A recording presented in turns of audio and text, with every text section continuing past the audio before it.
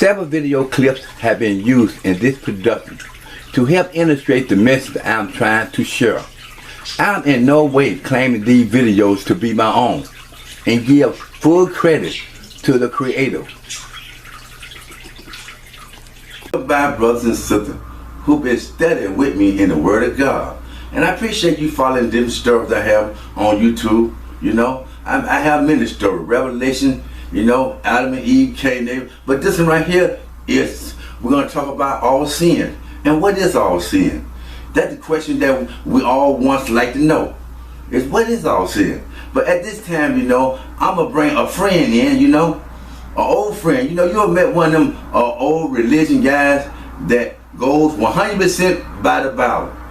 You know, you cannot say or alter or do nothing without him telling you. You know, when he's from the old school, he ain't finna hear that.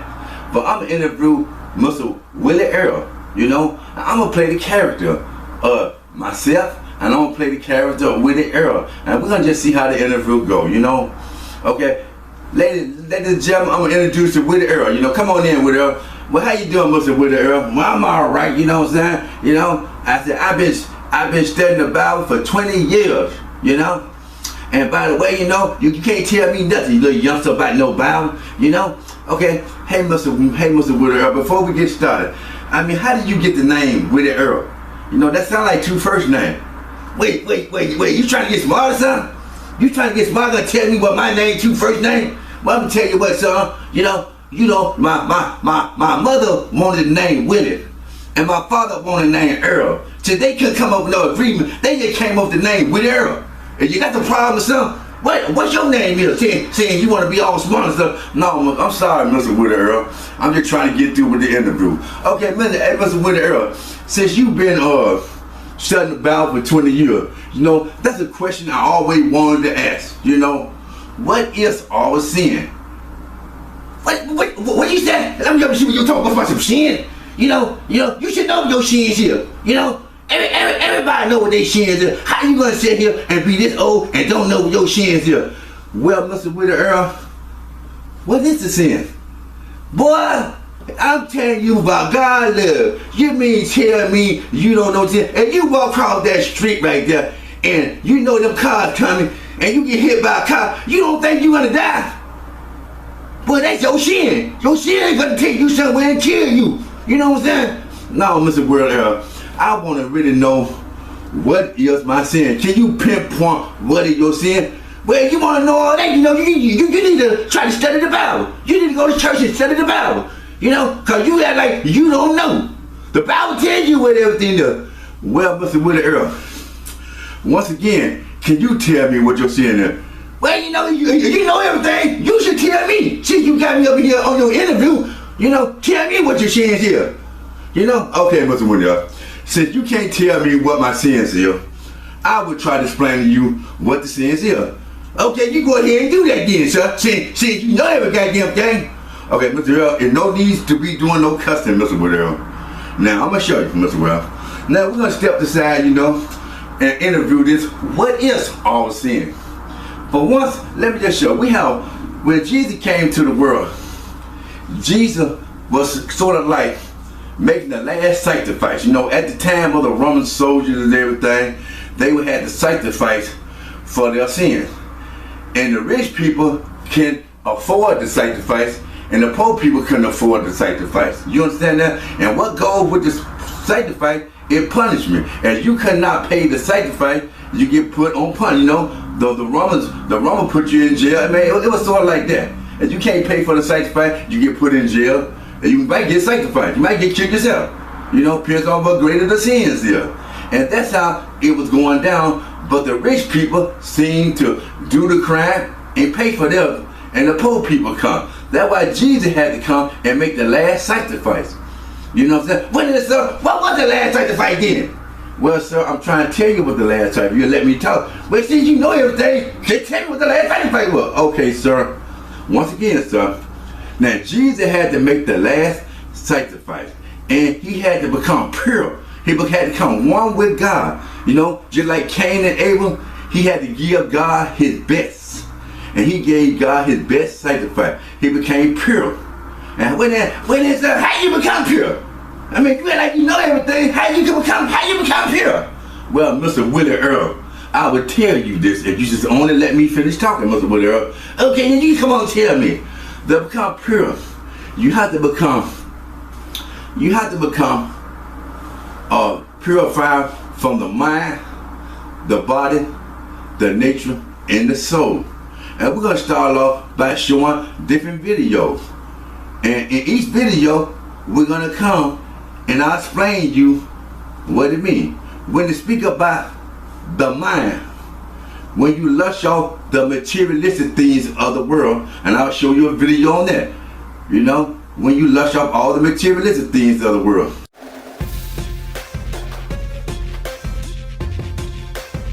Ever wonder what life must be like for megastar Jay-Z? Yeah, we know we have. To be successful in the street or be successful making music, it would be making music. The guy is a billionaire. That's a B in case you missed it. In 2019, Forbes magazine conservatively estimated Jay-Z's net worth to be around $1 billion. He's only human after all, and humans love to enjoy themselves. From his absolutely ridiculous cars and houses to his brilliant music releases and business investments, to the way the man spoils his wife and children, and to be clear, his wife is very capable of spoiling herself. Jay-Z is a man who definitely knows how to enjoy his hard-earned money.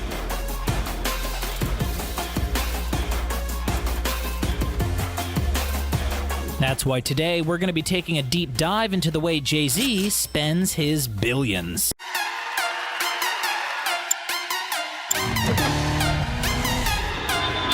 From $106 in the bank and a baby on the way, to more than $4 billion in global box office revenue, Sylvester Stallone epitomizes the notion of rags to riches.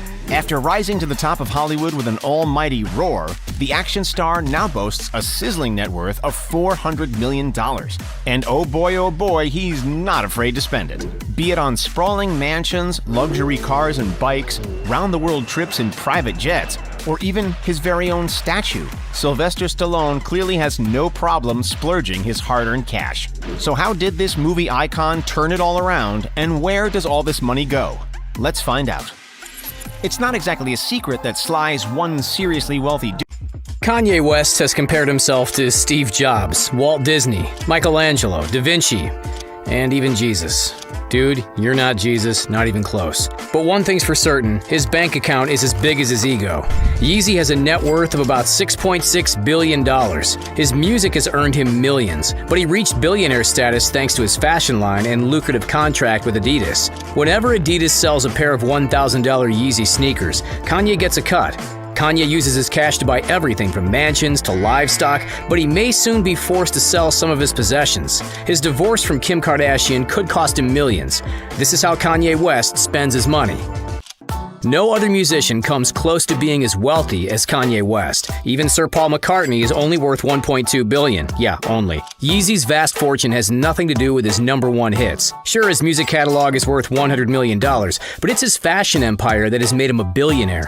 He recently signed a deal with Gap worth $1 billion, and his Adidas sneaker venture is said to be worth as much as $3.7 billion. Even though he spends like crazy, Kanye does put away some cash for a rainy day. His stock portfolio is worth at least $122 million. Now that Kanye has conquered the music world, he has his sights set on real estate development.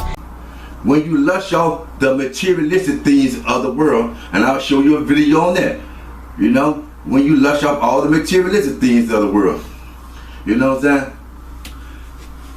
Well, you know, how you gonna tell me about some materialistic thing? That's what God put us here for. He put us here for to be comfortable. And you gonna tell me that God talking about we can't have this? You mean tell me if I want a yacht, if I want a big church, if I want to wear the fancy clothes, you mean tell me that's a sin? How you gonna tell me that's a sin? Well, sir, Mr. Willie Earl, for once, God is a jealous God. And he feel like if you fall in love with the materialistic things of the world, you don't love him. You know what I'm saying? Your love is devoted with the things of the world, not the things of him. Well, you know what? If God made the world, if God made the world, and God made the things of the world, how you gonna tell me that's a sin, sir? I mean, I don't understand that, sir. You know, and he made the world, and he made the things of the world, and I want to enjoy the things of the world. How you gonna tell me that's a sin? Sir, because you have fallen in love with the things of the world. Do you understand that, sir? Man, I don't know about all that. I don't know about that. I don't know about the God you said, you know, because my God loves to see me have things. Okay, Mr. Muller, let's move forward to the next interview. To the next sin. Well, then go ahead since you're so smart. Okay, Mr. Muller. Now you're supposed to be purified from the mind. You're supposed to be purified from the body. Okay, now how do you unpurify your body? When you eat, your body is a temple. A temple is something that you love. You keep the temple clean. You know what I'm saying? And when you start eating other swine, you know, and the meat and stuff, you are destroying the temple. You are destroying the...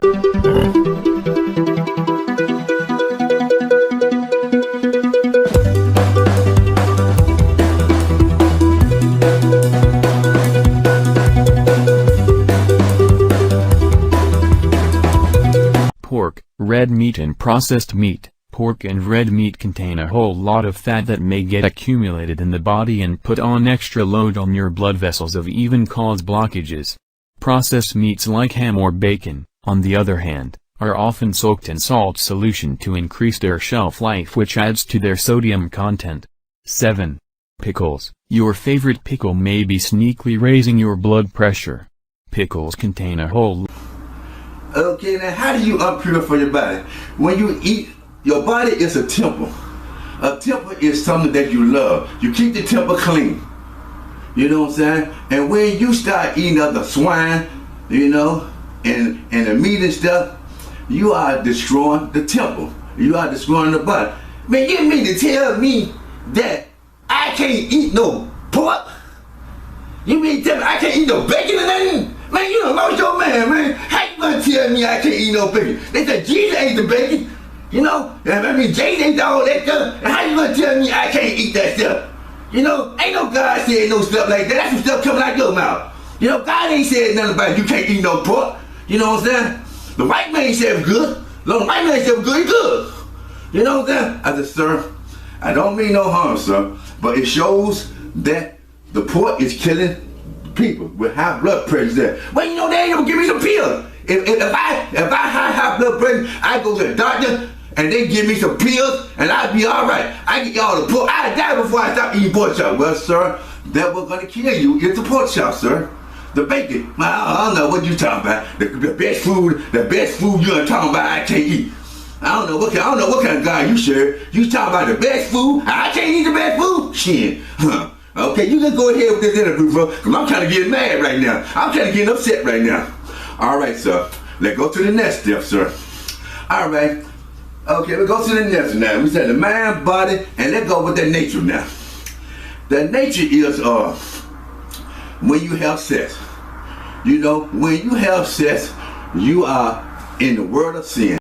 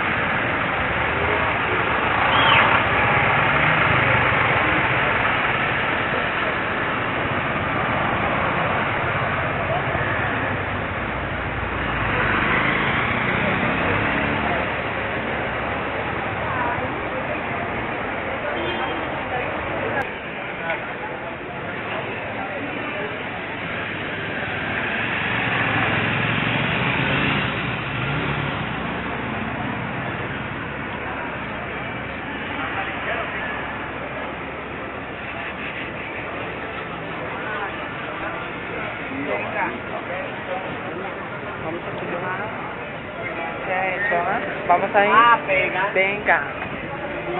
A ver, querida.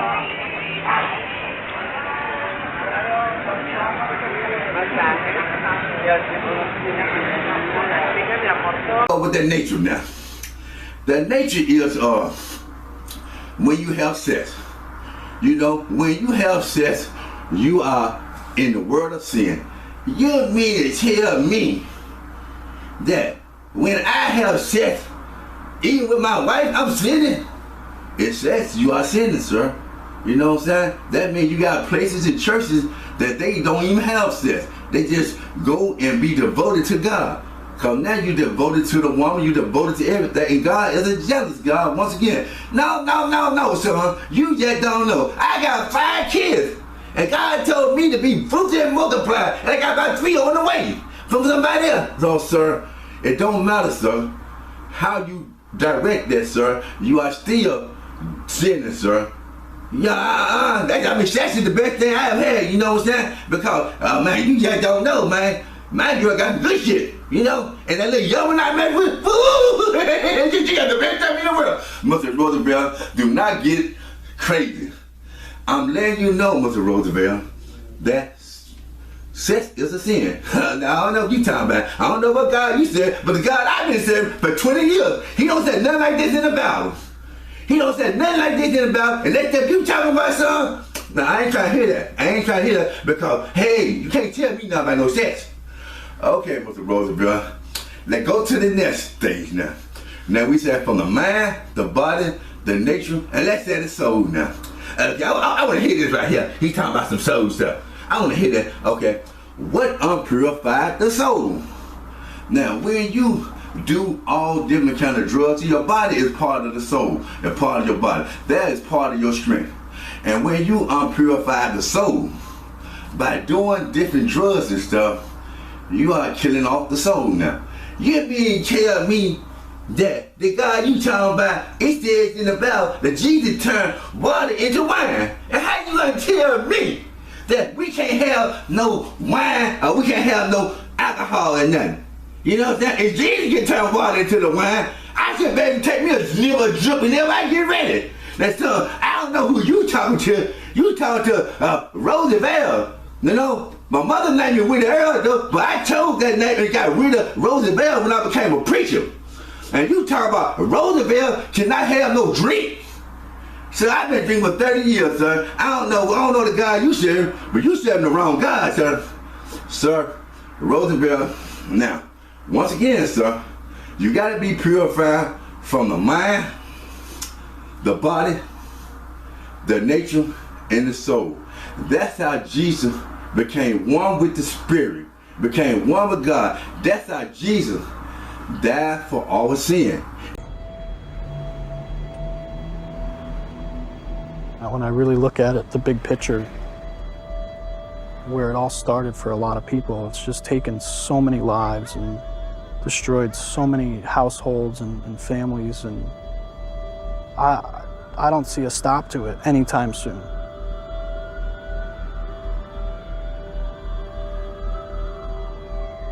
I blame the pharmaceutical companies, and I think they need to pay for the mistakes that they made or the problems that they put out there, and they also need to help pay for the solution. The original opioid epidemic was a prescription opioid epidemic that was caused by overprescribing for the treatment of pain. We found very early on was that 75% of the people who were using heroin had started by using prescription opiates. So it was an epidemic caused by the medical care system. This is an epidemic that was caused by greed. This is a man-made epidemic that has cost us maybe 500,000 lives since the beginning of this crisis.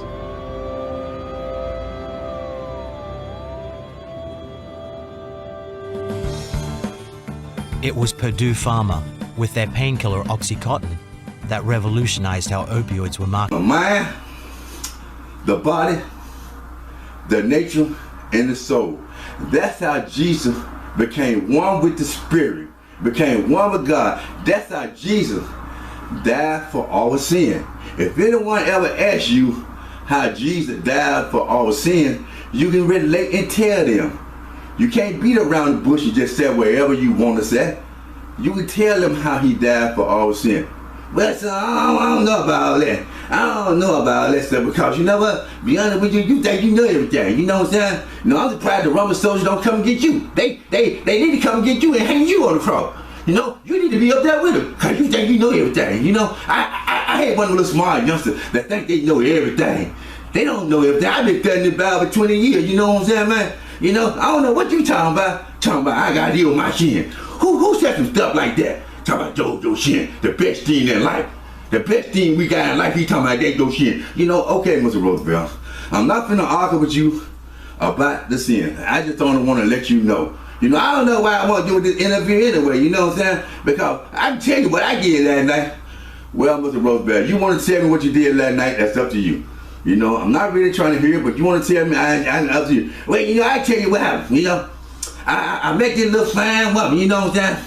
I don't even know, but that's a woman now. But I met that little fine woman, you know what I'm saying? And she took me to her house. And you know, we went on a yacht. She had a big old yacht, man. I seen that yacht with your beard, man. We went on that yacht, man. She had golden carpet. Man, she had lamps and everything in that yacht so big, man. I said, woo, man, yo, she not that good, man. You know what I'm saying, man? You know, at the same time, man, I woke up, I got you having sex with her. We woke up. And she had me some bacon and some bacon and sausage, man, with some overeat eggs, man. You know that was the best thing, the best brother I had, man. I ate me some bacon and sausage, man, with them overeat eggs, man. And you know, at the same time, man, me and the woman, man, we sat there, man, and we just snipped on, man. She asked me to go and get some cocaine. I went and got some cocaine, man. I gave her little shit, man, and I put me a big old rock on the pipe, man. I was smoking, man. But you know what? I didn't even want to smoke no more. Because I quit smoking. I just drink now. Since I've been a preacher for 20 years, I stopped smoking, I just drink. I said, I don't want to drink, man. Because I know you got all these things, but I didn't want to drink. You know what I'm saying? You know, I just want to smoke. I didn't want to smoke, I just want to drink a little bit. I smelled while I was drinking and she was smoking, you know, and we turned around, man, we had sex again, man. And I didn't know what it was, it still looked like a man, but I don't care, because she promised me that she gonna help me get a church and she gonna help me get the things I want. You know what I'm saying, man? And we got that and everything, and we did that stuff, man, and let that know I go bang, bang, bang, bang. I could throw that girl up, man. I throw it up, man. And I don't know what you talking about shit. You go on with that shit stuff, but tomorrow I'm gonna have you a church because she told me that I got a church coming. Now you going on, young son, act like you know everything. You know, I'm surprised the Roman don't come and get you and put you on the cross, cause y'all like you know everything.